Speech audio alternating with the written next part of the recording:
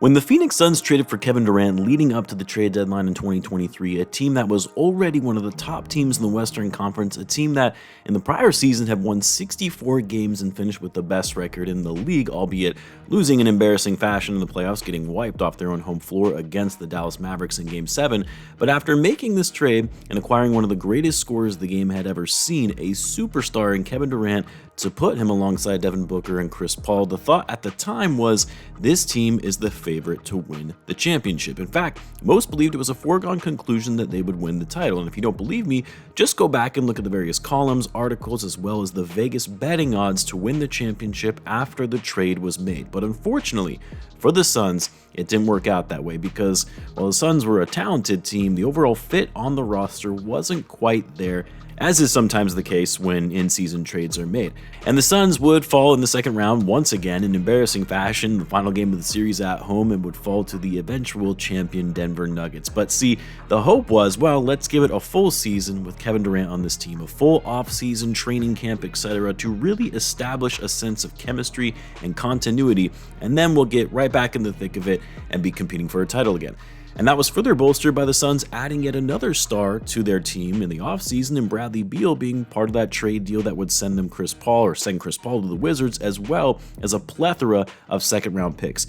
Between Booker, Kevin Durant, and Beal, this was the core that was going to win the Suns their first title in franchise history. But due to a number of injuries throughout the season, inconsistent play, a new head coach, the Suns would only finish 6th in the West and would get swept in the first round by the Minnesota Timberwolves, not even close to making a title run. And for a team with the highest payroll in NBA history, a team with aging stars and virtually no draft capital and young players to work with for the future, a team that has yet again gotten off to an underwhelming start of the 24-25 season where they're currently sitting outside of the play-in territory at 11th in the West, it's starting to become more and more evident that this super team experiment that their new owner Matt Ishbia put into place has hit its ceiling. A roster he went all in on that could very well might not even make the playoffs this season. And there is really only one avenue for the Suns to go down to fix this, and it's what I'll be talking about in this video. As always, if you're new to the channel and you like this type of content, then be sure to subscribe to help the channel grow, and in return, I'll be providing more NBA content like this. Now,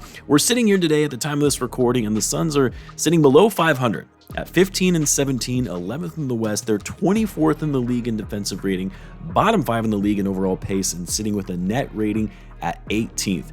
They are the definition of mid. In fact, you could even argue they're below mid right now as they've lost 6 of their last 7 games. Now, yes, the Suns have gone through their fair share of injuries here and there this season, but let's be real. They should be better than what they are considering the talent level they have at the top of their roster. It's not like these guys have missed a ton of games. Both Kevin Durant and Bradley Beal have played in 22 games, and Booker has played in 27 of their 32 games this season. No, the biggest problem with the Suns is, simply put, they do not fit well together as a team. First of all, their quote-unquote big three are all fairly ball-dominant, high-volume scorers, each of them used to being a number 1 option. Each player thrives in the half-court playing ISO, and none of them, at least as more recently, are especially good on defense. Kevin Durant back in his early days was great on D, but not so much anymore. And because you have this weird power dynamic between these 3 guys, there is no clear hierarchy delineation of who's getting the ball, whose team is it, and who's the number 1 option. And I mean that primarily between Kevin Durant and Devin Booker, not so much Beal, even though Beal, like the other 2, has mainly been in a role where he's been the number 1 option. And then because the Suns have so much money tied into these 3 players, $150 million worth just for those 3 guys, mind you, that's more than the NBA's salary cap for the season at just $140 million. Because of that, the Suns have to resort to using exceptions to fill out the rest of their roster by getting guys at the mid-level and a ton on vet min deals, which has given them little to no depth off the bench. They play a slow style offense, they're an older team that can't play defense. That's not going to get you anywhere in today's game that is predicated on fast, high-octane style offenses. And here's the biggest problem for the Suns. Their championship window is now. Like really, as in this season. Yeah, they could come back next year, run it back, and still hope to make a title push, but at Kevin Durant's age, the constant injuries to Bradley Beal, the older veterans that they have on their roster on min deals that are likely not going to be staying with the team, it's just not feasible to assume that they could still make a title run next year. This was their year. This was the season. Championship or bust. And unfortunately for the Suns, not only do they not even look like a championship contending team, they appear to be a play-in team at best, especially with their strength of schedule being harder from here on out for the rest of the season.